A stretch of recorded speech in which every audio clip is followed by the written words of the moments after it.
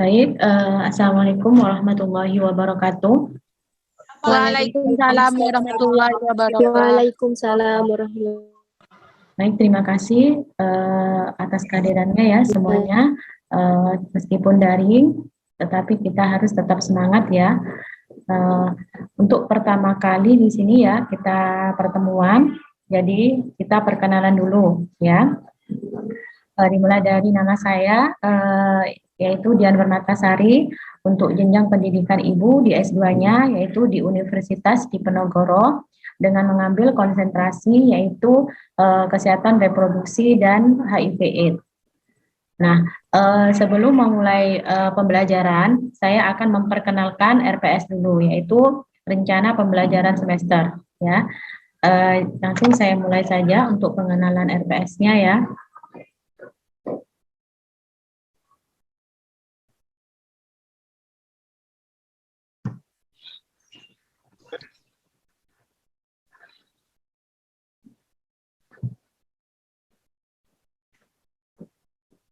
Nah, untuk rencana pembelajaran semester atau RPS ini dalam mata kuliah Kesehatan Reproduksi dan Keluarga Berencana, di mana untuk kode mata kuliahnya yaitu BDN 3207, untuk SKS-nya yaitu 4 SKS, teorinya 2 dan prakteknya 2 ya. Nah, kemudian penjelasan untuk perkuliahan ya. Kuliah ini akan dilakukan sebanyak 16 kali pertemuan, yaitu secara daring dan tatap muka. Jadi nantinya ada 14 kali pertemuan untuk teori atau skill lab juga, kemudian 1 untuk UTS dan 1 lagi untuk UAS. Kemudian dosen itu akan mengirimkan link Google Classroom atau Google Meet atau Zoom kepada semua mahasiswa melalui WA Group. Ya, kemudian materi yang akan diberikan itu akan diberikan di awal perkuliahan, yaitu diunggah ke Google Classroom. Jadi sehingga kalian itu nantinya mempunyai bahan kuliah dalam mengikuti kegiatan perkuliahan. Nah, untuk bergabung di WA Group ini, baik kuliah dan praktikum dapat diakses dengan ketentuan ya. Mahasiswa ini wajib menuliskan nama dan NPM pada profil WhatsApp masing-masing dan menampilkan foto. Jadi jika tidak memenuhi persyaratan di atas, maka akan dikeluarkan dari WA Group. Nah, kemudian metode pembelajaran. Yang pertama dengan metode blended learning ya. Jadi suatu metode pembelajaran yang menggabungkan kuliah online dengan tatap muka. Di mana metode pembelajaran jarak jauh ini menggunakan sistem daring sekaligus tatap muka, yaitu melalui video conference ya, sehingga komunikasi antar dosen dan mahasiswa itu bisa terjalin. Nah, kemudian yang kedua metode pembelajarannya yaitu menggunakan strategi SCL atau Student Center Learning. Jadi, peran mahasiswa itu mampu belajar aktif dan mandiri dan mampu menganalisis materi dan mencari data sampai menarik kesimpulan. Nah, kemudian komunikasi dalam perkuliahan itu tidak berlangsung satu arah. Jadi ada pertanyaan antara mahasiswa dan dosen, misalnya diskusi. Nah, kemudian untuk peran dosen, di sini akan menyampaikan materi perkuliahan dengan jelas dan efektif, kemudian memberikan dukungan, motivasi, dan semangat untuk meningkatkan kemampuan dalam menguasai pengetahuan belajar secara mandiri. Nah, kemudian untuk capaian pembelajaran, yang pertama yaitu mampu menjelaskan konsep kesehatan reproduksi, yang kedua mampu menjelaskan konsep gender dalam kesehatan reproduksi, dan yang ketiga mampu mengidentifikasi masalah-masalah kesehatan reproduksi, mampu memahami isu-isu kesehatan perempuan, yang kelima yaitu mampu memahami masalah-masalah kesehatan reproduksi yang sering terjadi pada siklus reproduksi perempuan. Yang keenam, mampu melakukan deteksi dini gangguan kesehatan reproduksi. Kemudian yang ketujuh, mampu memberikan asuhan kebidanan pada perempuan berkaitan dengan reproduksi dalam perspektif gender. Kemudian yang kesembilan, mampu memahami konsep kependudukan dan mampu memahami konsep pelayanan keluarga berencana, serta mampu memberikan asuhan kebidanan pada keluarga berencana, dan mampu melakukan pendokumentasian pada asuhan kesehatan, reproduksi, dan keluarga berencana. Nah, kemudian deskripsi dari mata kuliah ini, yaitu mata kuliah ini akan memberikan kemampuan kepada mahasiswa untuk memberikan pelayanan kesehatan reproduksi dan kesehatan keluarga berencana dengan pokok bahasan konsep kependudukan, konsep pelayanan kesehatan reproduksi dan keluarga berencana, kondom, oral, dan suntik, kemudian kesehatan reproduksi dan gender, serta masalah-masalah triad KRR seperti seksualitas, HIV/AIDS, dan nafsa. Nah, kemudian untuk materi pembelajarannya, yang pertama ada konsep kesehatan reproduksi, kemudian yang kedua yaitu konsep gender dalam kesehatan reproduksi, yang ketiga adalah isu-isu kesehatan perempuan, yang keempat masalah-masalah kesehatan reproduksi yang sering terjadi pada siklus reproduksi, kemudian yang kelima konsep kependudukan dan keluarga berencana, yang keenam masalah-masalah kesehatan reproduksi yang sering terjadi, serta yang ketujuh rumor dan fakta yang terkait dengan kesehatan ibu dan anak, kemudian teknik pelayanan alat kontrasepsi, dan evidence base dalam asuhan keluarga berencana dan kesehatan reproduksi. Nah, kemudian untuk media pembelajarannya, yaitu kita secara daring menggunakan Zoom Meeting ya, kemudian juga menggunakan Google Classroom atau Google Meet, kemudian untuk tatap mukanya kita nanti menggunakan komputer sendiri ya, kemudian LCD dan bahan dan alat laboratorium untuk skill lab-nya. Nah, untuk referensi ya, referensinya di situ saya bagi dua, jadi referensi utama dan referensi pendukung. Nah, untuk referensi utama yaitu kalian juga bisa menggunakan buku yang saya buat sendiri ya, yaitu dengan judul Kesehatan Reproduksi dan Keluarga Berencana. Nah, kemudian untuk referensi pendukungnya bisa menggunakan penelitian-penelitian yang pernah saya lakukan dengan tim, yaitu seputar tentang kesehatan reproduksi dan keluarga berencana. Nah, kemudian untuk evaluasi akhir, nantinya ada UTS yaitu 30%, untuk UAS itu 30%, tugas 20%, dan absensi kehadiran itu 20%. Untuk praktikum 100%. Nah, kemudian dari nilai itu nantinya akan dikonversi menjadi nilai A, B, C, D, dan E. Nah, kemudian dalam RPS itu juga ada tata tertib perkuliahan. Jadi, tata tertibnya yaitu mahasiswa hadir dalam perkuliahan tatap muka minimal 85% dari jumlah pertemuan ideal dan 100% untuk praktikum.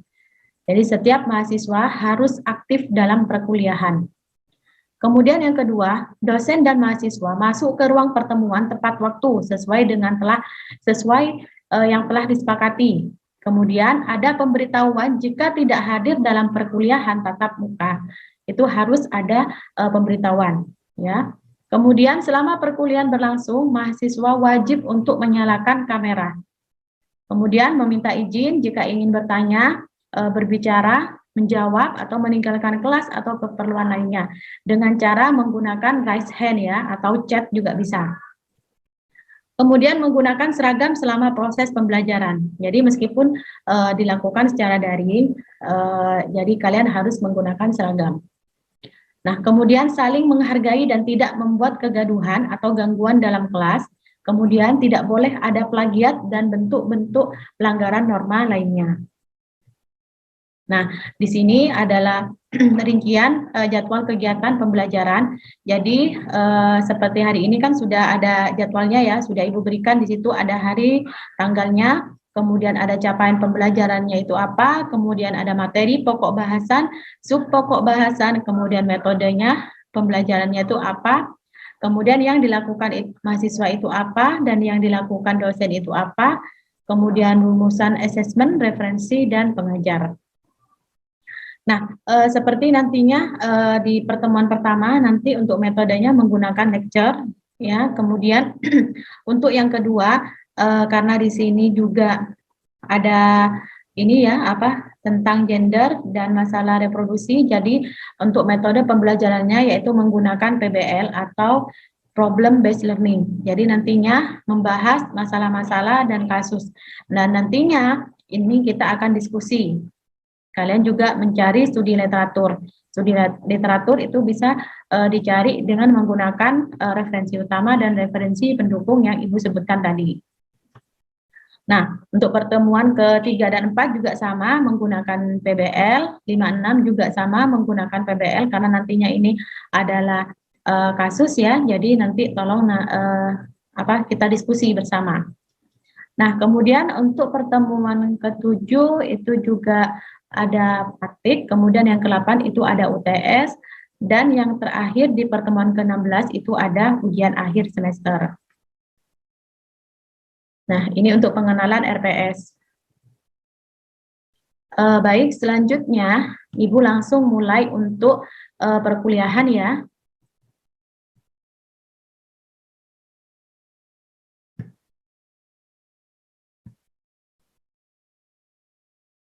Nah, jadi mata kuliah yang pertama ini kita akan membahas tentang konsep kesehatan reproduksi.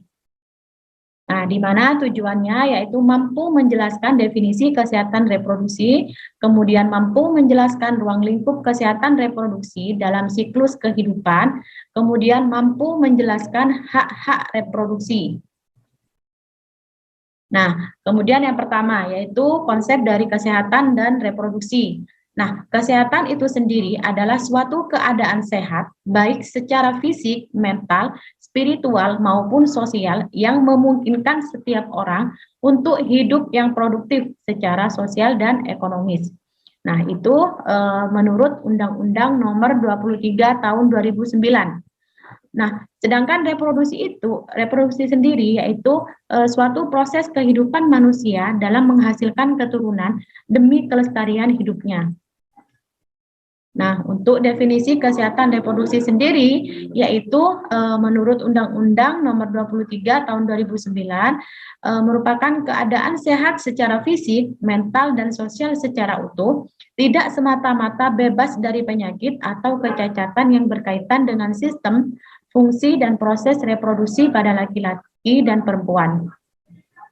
Nah, kemudian menurut ICPD, tahun 94 yaitu kesehatan reproduksi sebagai hasil akhir kesehatan keadaan sehat sejahtera secara fisik, mental, dan sosial dan tidak hanya bebas dari penyakit atau kecacatan dalam segala hal yang terkait dengan sistem, fungsi, serta proses reproduksinya. Dan menurut WHO, kesehatan reproduksi adalah suatu keadaan sejahtera fisik, mental, dan sosial yang utuh, bukan hanya bebas dari penyakit atau kecacatan dalam segala aspek yang berhubungan dengan sistem reproduksi, fungsi, dan prosesnya. Nah, kemudian kesehatan reproduksi ini juga mencakup 3 komponen, yaitu yang pertama yaitu kemampuan atau ability, yang kedua adalah keamanan atau safety, dan yang ketiga keberhasilan atau sukses. Nah, maksud dari kemampuan atau ability ini artinya mampu untuk bereproduksi, mampu untuk menghasilkan anak. Kemudian keamanan atau safety ini maksudnya aman terhadap penyakit-penyakit menular seksual. Jadi alat dan fungsi reproduksinya itu aman. Kemudian untuk keberhasilan atau sukses itu artinya dapat menghasilkan anak yang sehat dan berkembang secara sempurna.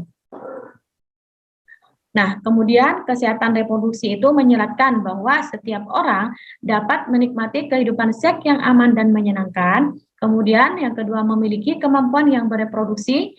Kemudian yang ketiga memiliki kebebasan menetapkan jarak kelahiran anak. Kemudian untuk ruang lingkup kesehatan reproduksi yaitu kesehatan ibu dan bayi baru lahir, kemudian keluarga berencana, pencegahan dan penanggulangan infeksi saluran reproduksi termasuk PMS dan HIV/AIDS. Kemudian pencegahan dan penanggulangan komplikasi aborsi, kemudian kesehatan reproduksi remaja, pencegahan dan penanganan infertilitas, kanker pada usia lanjut dan osteoporosis, kemudian berbagai aspek kesehatan reproduksi lain, misalnya seperti kanker serviks, fistula, dan lain-lain. Nah, kemudian pendekatan ruang lingkup KESPRO dalam beberapa fase kehidupan. Jadi dimulai dari masa konsepsi. Jadi masa konsepsi itu untuk pendekatannya yaitu perlakuan yang sama antara anak laki-laki dan perempuan, bayi laki-laki dan perempuan. Kemudian adanya pelayanan antenatal care atau ANC, kemudian asuhan persalinan, kemudian asuhan pada ibu nifas, dan asuhan pada bayi baru lahir. Nah, kemudian pada masa bayi dan anak di sini ada pemberian ASI eksklusif, kemudian penyapihan yang layak, kemudian ada pemberian imunisasi dan pemberian gizi yang seimbang, kemudian ada manajemen terpadu bayi sakit, kemudian pencegahan kekerasan seksual, kekerasan pada anak, kemudian pendidikan yang sama pada anak laki-laki dan perempuan. Nah, kemudian pada masa remaja. Pada masa remaja ini kita pendekatannya yaitu menggunakan pemberian gizi seimbang. Ya, kemudian informasi tentang kesehatan reproduksi yang adekuat. Kemudian perkawinan usia yang wajar, kemudian juga ada pencegahan terhadap ketergantungan nafsa atau narkotika ya. Kemudian peningkatan penghargaan terhadap godaan atau ancaman, kemudian juga ada pendidikan dan peningkatan keterampilan. Ya. Kemudian yang keempat pada masa usia subur atau masa reproduksi ya, di sini adanya pemeliharaan kehamilan, kemudian pertolongan persalinan yang aman, pencegahan PMS dan HIV/AIDS, kemudian juga pencegahan kematian dan kecacatan pada bayi. Nah, kemudian yang kelima pada masa usia lanjut.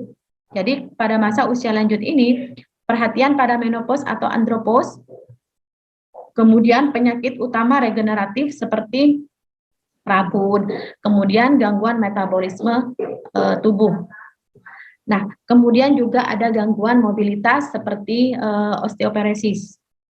Kemudian juga deteksi dini kanker rahim dan kelenjar prostat. Nah, berikut adalah pendekatan siklus hidup ya. Yang pertama dimulai dari konsepsi, ibu hamil dan janin, kemudian bayi baru lahir dan ibu bersalin, kemudian bayi menggunakan ASI eksklusif, kemudian bayi anak balita, kemudian anak usia prasekolah atau APRAS, kemudian ke remaja, kemudian usia subur sampai dengan usia tua. Nah, di sini pada masa konsepsi ini, masa di mana setelah sel telur dan sperma itu bertemu. Nah, sehingga mengalami pembuahan, kemudian janin itu akan tumbuh menjadi morula, kemudian blastula, dan akhirnya janin ini akan terbentuk menjadi plasenta. Nah, plasenta ini adalah ikatan yang terjalin antara ibu dan janin.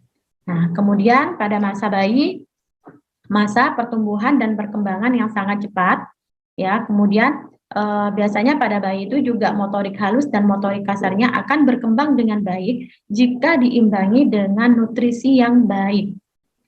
Nah, kemudian pada masa remaja biasanya akan terjadi perubahan fisik dan psikologis.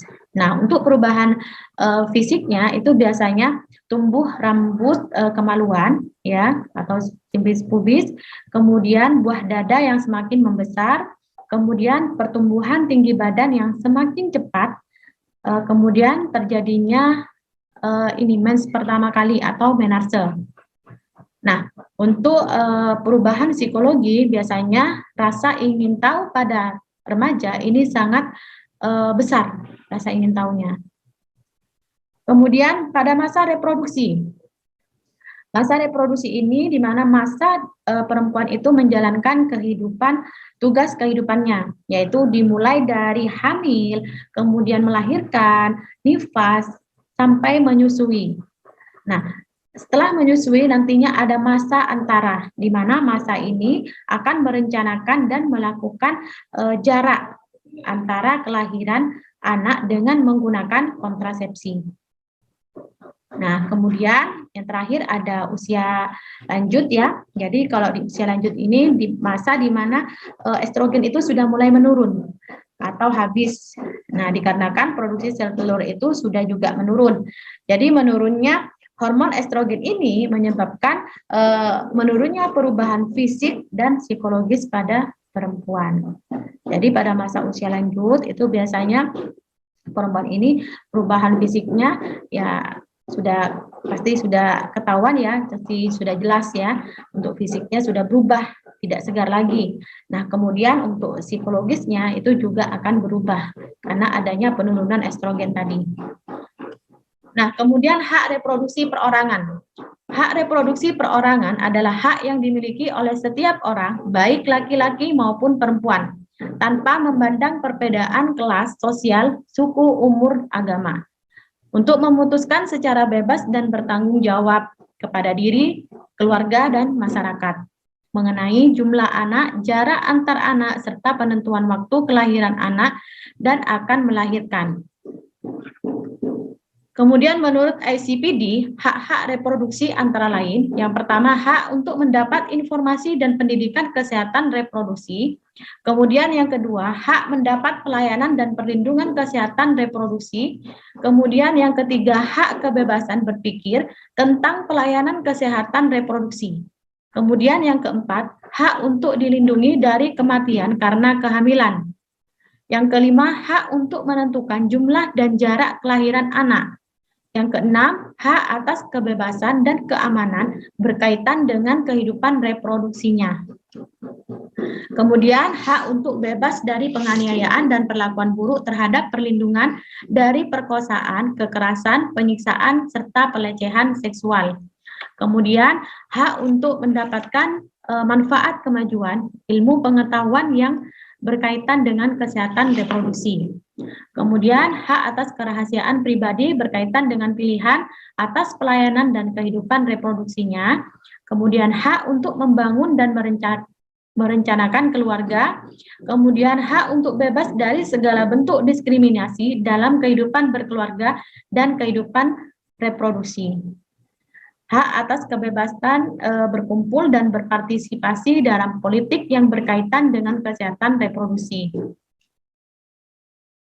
Kemudian menurut piagam IPPF atau PKBI, yaitu tentang hak-hak reproduksi dan seksual adalah hak untuk hidup, kemudian hak mendapatkan kebebasan dan keamanan, hak atas kesetaraan dan terbebas dari segala bentuk diskriminasi, hak privasi, hak kebebasan berpikir, hak atas informasi dan edukasi, kemudian hak memilih untuk menikah atau tidak, serta untuk membentuk dan merencanakan sebuah keluarga.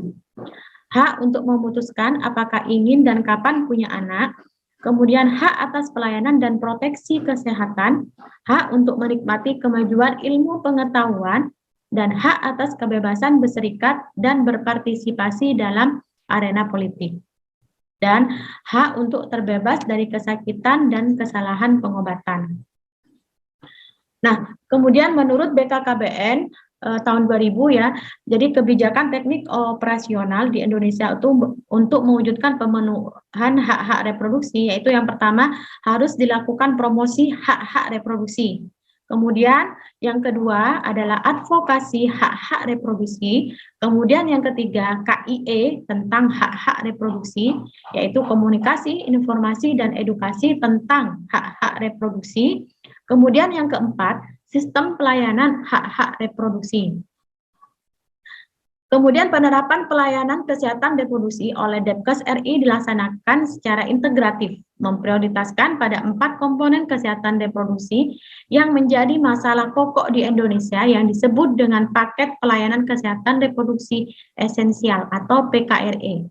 Seperti kesehatan ibu dan bayi baru lahir, kemudian keluarga berencana, kesehatan reproduksi remaja, dan yang keempat pencegahan dan penanganan infeksi saluran reproduksi termasuk HIV/AIDS.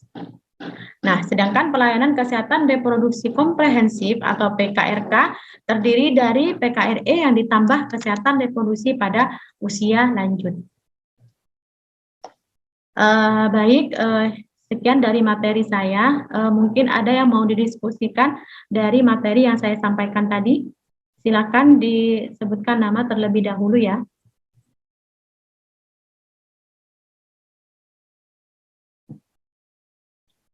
Silakan.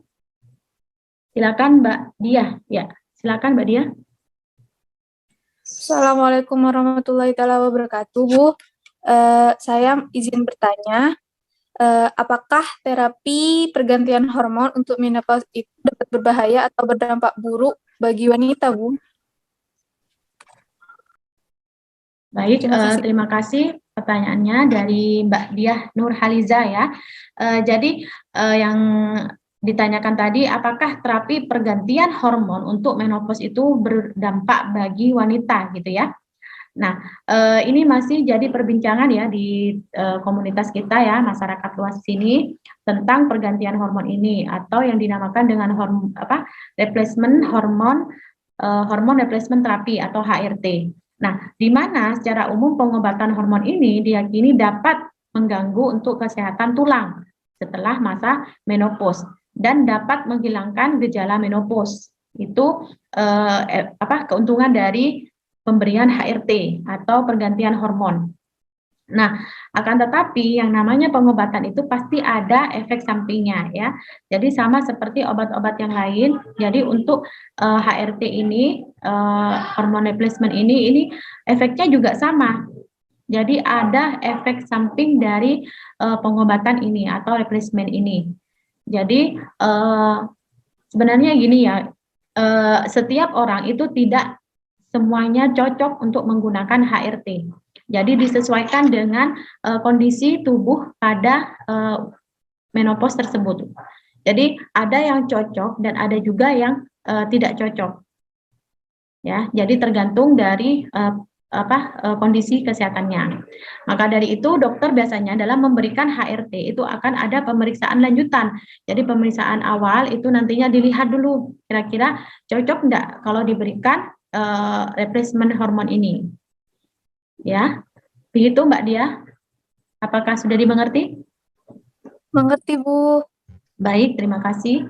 Silakan, ada lagi yang mau ditanyakan? Baik, silakan Mbak Wafiko. Baik Ibu, terima kasih. Assalamualaikum warahmatullahi wabarakatuh. Izin bertanya Ibu. Perkenalkan nama saya Wafiko Hasana. Tadi kan Ibu menyebutkan ada ini Bu, saya mau nanya tentang apa yang dimaksud dengan advokasi pada hak-hak kesehatan reproduksi. Ya, baik, terima kasih ya Mbak Wafiko Hasanah. Jadi begini ya, jadi tadi kan ada Ibu menjelaskan tentang upaya agar program hak-hak reproduksi, kesehatan reproduksi itu berhasil. Yang pertama itu adalah promosi tentang hak-hak reproduksi, kesehatan reproduksi, kemudian adanya advokasi hak-hak kesehatan reproduksi. Nah, arti dari kata advokasi ini adalah dukungan dari para stakeholder atau para pemimpin yang memberikan kebijakan, yaitu pemerintah ya.